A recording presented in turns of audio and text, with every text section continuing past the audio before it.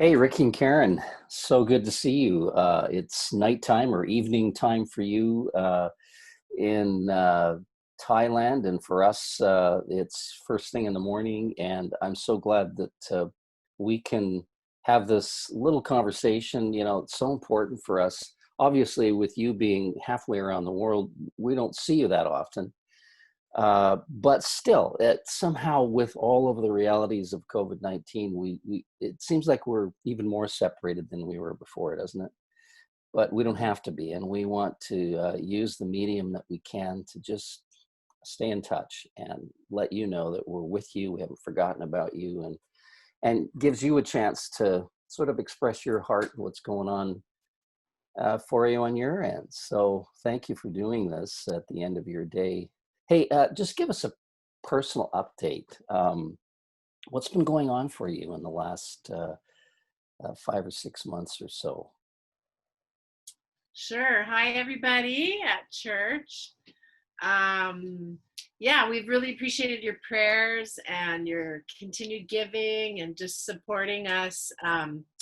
One of the big things in the beginning, right, was my elderly parents in Abbotsford. I just wanted to be there, and Steve Chilla, you must all know him.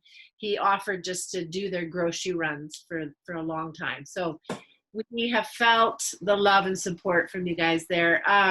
Personal update, yeah, we're doing well. I mean, Thailand hasn't had a local case for 100 days. So the last, I would say since June, life has been Oh, pretty normal.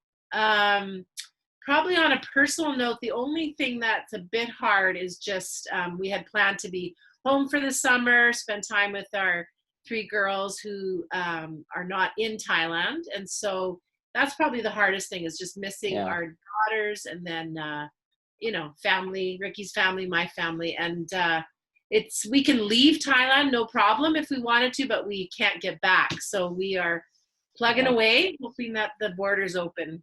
yeah. Wow. Yeah, Ricky, you got any update to that or anything to add? Yeah, my dad's heart. I miss my girls, and also want to say big shout out to all my friends there at South Abbotsford.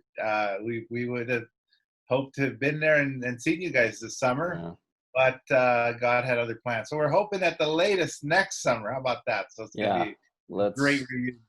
let's plan for that. Yeah, it's so hard to even think out another 12 months exactly how everything's going to unfold. But hey, your girls. Just update us. What have they been doing here in North America? They're all in either Canada or the U.S., We right? got, yeah, we have one actually. The oldest Sierra is in Singapore. She's a teacher there, and we can't see her. She can't come here, so it's the same deal. They're really on lockdown in Singapore. We have two right there in BC, living with Oma and Opa, the Huberts up in Whatcom, and they're one is a UBC student, but it's all going to be online.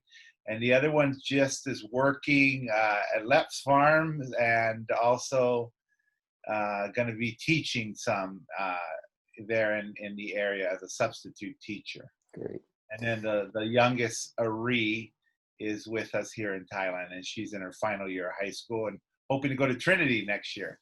Oh, okay. So that'll be another goodbye. That may be a harder one, right? With the youngest kind of heading out to discover life, right? So, Yeah. yeah. Yeah. Well, we none of us, or a few of us, I should say, can really understand that kind of sacrifice that, when God calls you, you say yes to that. But now there are, it really counts on the family front. I mean, you've had many years with your girls together with you in Thailand, but still now they're moving out, but they go across the globe really to do their work. So man, we'll be praying for you around just that sort of heart need. So ministry wise, I mean, you've already told me that you're sort of already Zoom weary this week. There's so much that happens virtually, but what's been going on with the ministry? Well, it's been really, actually, really, really doing well in terms of what God is doing here. We had some baptisms recently. Got to baptize 6 people at our church, so that's Oh, always a highlight. But I want to point you to the larger vision because we've been meeting with our Thai pastors, and I'm the numbers guy, stat guy, and they wanted to kind of get it all together and see where we're at. And it's good to look at that sometimes because you forget, like we're busy and we forget. But here's the good news. We have 10 MB Thai churches. We have 8 Khmu MB churches. This is all in Thailand. And we have 8 Burmese churches. So there's 26 churches. And if you remember, 20 years ago we went, there was only 3 Khmu churches back then. Wow. And we just celebrated that. We just forget, and God's been moving all along, even though sometimes it feels really hard and it feels slow. But 26 churches later, there's a movement started, and we thank God every day for that. So is amazing. That's really very cool.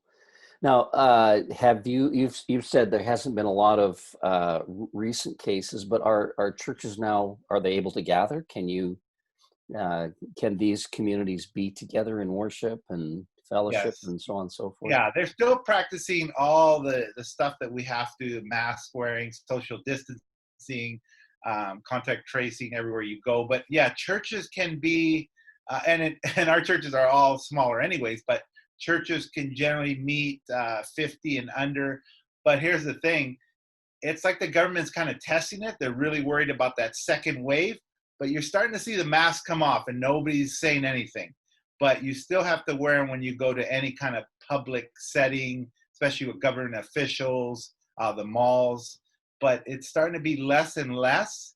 And I'm hoping that, it's 100 degrees with 80% humidity here. Those masks are horrible. Oh yeah, I can imagine. Yeah, so Bonnet Life Home.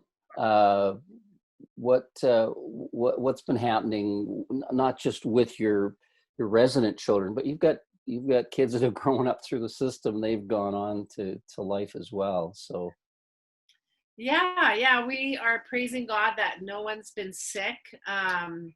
Schools are open now again, and so we've just been amazed at God's provision and just how actually all the moms were saying too, they actually have enjoyed the time when we were on lockdown because it just stopped all the extra busyness, so just lots of really sweet family times, worshiping together just as the homes. And I would say one thing we've noticed is that there's been a lot more poverty, I would say, in Thailand in general, and so the government has actually been calling us way more with just cases of single moms with a child or a baby that are destitute. So there's been quite a few cases of suicide without, throughout Thailand. So we've just kept making ourselves available and just saying, like, any case like that, just we if we have a bed, we will gladly take that person in. So we've had some really neat chances just to open our doors to cases that maybe we normally wouldn't have had. And I personally have been so blessed because it's like the kids, the teens, and the staff, they all just get it, that this might be the only 1 month or 2 month that this little family or this person is around Christians. So just to see them really catch the vision for concentrated evangelism, not just friendship evangelism, which is really effective too, but actually just saying, wow, this might be the only chance, right, that they get to hear the gospel. So it's been it's weird. It's like in some ways ministry has slowed down outside, but then God has been bringing people to us on the inside. So so it's been really a neat chance to see our kids grow in discipleship. We have 2 of our older kids in last year Bible school. And so in 2 months, they're going to go out and do an internship in a ministry somewhere. And we're just praying for them that they are going to kind of, run the race right till the end, and actually want to go into full-time ministry. We have another one in second year Bible school, and then we have 2 more wanting to start in October. So there's a lot of excitement just around the fact that that God is using our children, now that they're getting older, and their own desire. We have a couple of girls who are like 12 and 14 who are just going, I want to be a pastor. And we're just like, okay. Wow. So it's been a super encouraging season for us. Yeah. Yeah. You just think about, Ricky, you talked about from 3 churches to 26. You talk about now the exponential impact of these children who are now young adults. And, you just named all of them they're in Bible school, and they're sensing a calling for mission. And how exciting is that? 20 years of service faithfully, and here God blesses you. Hey, Ricky, we've been on this call for like probably almost 14 minutes. You have not mentioned basketball. And we're wondering if the Raptors can pull it out against Boston, and you're probably a Lakers fan or something.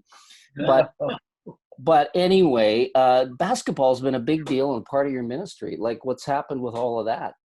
Yeah, no, that's good. And actually, it's a Warrior fan, Warriors. The team the Raptors beat. So, yeah, but anyways, we started a ministry here. It's the kids that come from really broken homes. A lot of them are actually coming from other provinces, and met up with the coach. He's come to some of our tournaments when we have the ministry that we do, where we bring teams from all over North America to play here and share the gospel. We call it, now we're calling it global sports or global basketball. So action basketball in the past, for those of you who've been a part of that. And so we have 50 kids, and they're just hungry. None of them are believers. So I want you guys right there, and if you're watching this, to pray for these kids. They are so hungry. They hang on to every word because they know I've played. They know I know a few people, and I still know how to coach a little bit. So I'm really praying how we're going to connect them to our churches. There's 4 in the area. And more than that, the first thing is salvation. So I'm really praying that somehow we'll connect that. I've already shared my faith, so I planted some seeds, but I feel like I need to take them out of that basketball, a kind of a sit-down dinner somehow, and just really share, where questions and stuff, because I could just see it in their eyes. They're hungry. It reminds me of me, because I wasn't a Christian at one point, and basketball was a big piece of my salvation story. Yeah. Wow. How cool. Another very, very impactful strategy. That's great. You picked up some things just with your mission with Multiply. You're giving new ways of giving leadership, right? Talk about that a little bit. Your basketball, the sports role. Yeah. I think one of the goals for sure when we do the basketball, like even the ministry that we bring here, is we hope to have future missionaries. So one of the gals that's on our team, actually, her first time in Thailand was part of the basketball ministry, and that got her outside of her circle. She's from Kansas, and then she's like, man, God's doing something here. I'm praying about maybe being a part of this.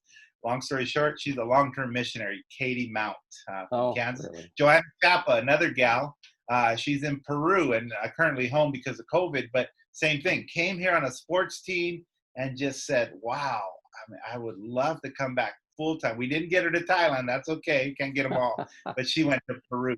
So we love that short-term impact, because it used to be church teams, and it still is. Well, I mean, once COVID's over, we've been back to getting a bunch of teams. But we started noticing there was a whole bunch of people who wouldn't join those teams, but they kind of like sports. And that's kind of how the dream started. Is like, why not get those people who probably wouldn't come on a traditional missions team, but would come on a basketball team or a sports team? And we want to open it up to other sports in the future. And that's what we saw coming. So we've had almost 200 participants now in the last 10 years. Wow. Yeah. That's amazing, you guys. So you're there, you're doing life. There's lots to celebrate, but you're having to, you're having to manage your own personal heart stuff. Karen, you already commented about, immediate concerns for mom and dad, back at home. They're elderly, and Ricky, I'm sure there's some concerns for you that way as well. So how's your heart? And in all of that, what are you hearing God say to bring life and encouragement and, all of what you need there? Yeah, that's been actually one of the perks of the COVID time is just that kind of before COVID, we I would say our kind of MO, is just we run fast, right? There's always teams coming, there's always ministry and needs. And so COVID did really shut a lot of things that we were doing. Like we were doing a cancer ministry once a week where we'd go to the hospital and pray for people. Well, they won't open that kind of thing up yet. And so the perk out of all of that, I would say for both of us, is that we actually have way more time to spend in the Word.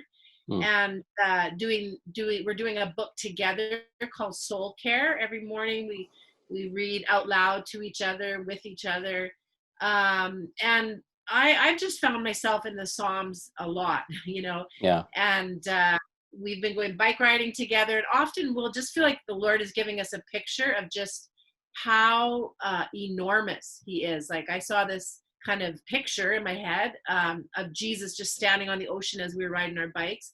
And He was just saying to me, like, I'm bigger than any obstacle, any border, any heartbreak you have. And that just, everyone knows, like, right, when you get that kind of word from God, in alignment with Scripture, it just carries you through those. Yeah, there's a few moments here and there where I'm like, I'm just going to swim to Canada to see my kids.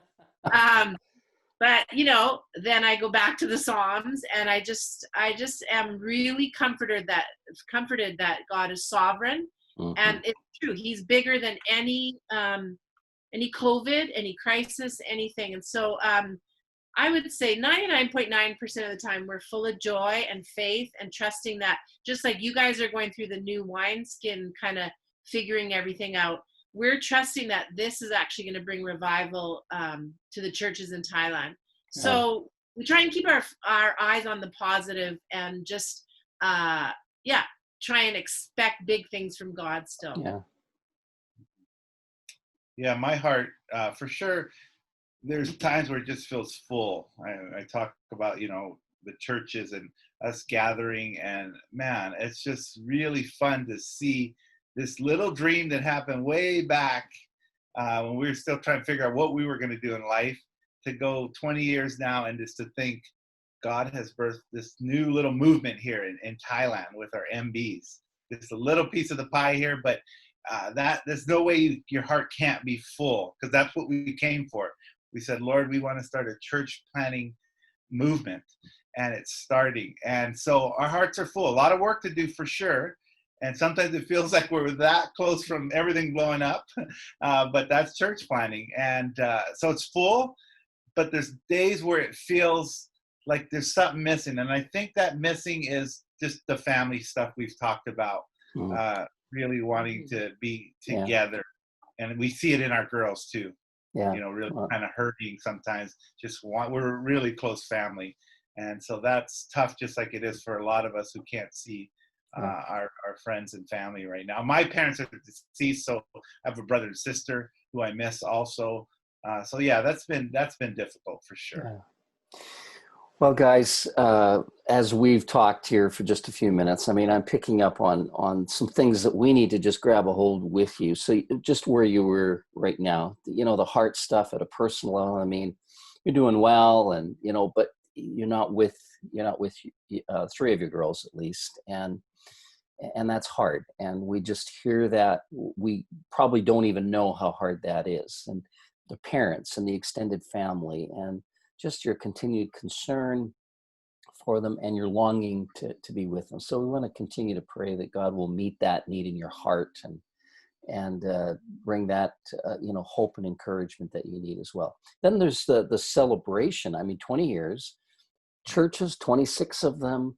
The ministry of the Abundant Life home and new opportunities with new kids as a result of some of the crises around COVID and the tragedy for a lot of families. But here you are to be able to come alongside the basketball ministry and the kind of exponential impact, people in the mission field already as a result of that, students that are being reached. We want to be praying for you as you try to think how to transition these 50 basketball enthusiasts into hearing gospel and making that faith commitment to Jesus to follow him. And so, yeah, we want to join you in that. And And then there's just all of the other ministry demands that you face, and you're in community with your team at Multiply and how you serve one another in that. And we're all aware that there have been some difficulties, challenges kind of internally with that, and we're praying very much for all of you as you work your way through that. And a message from us is that we love you, we miss you, we want to be with you.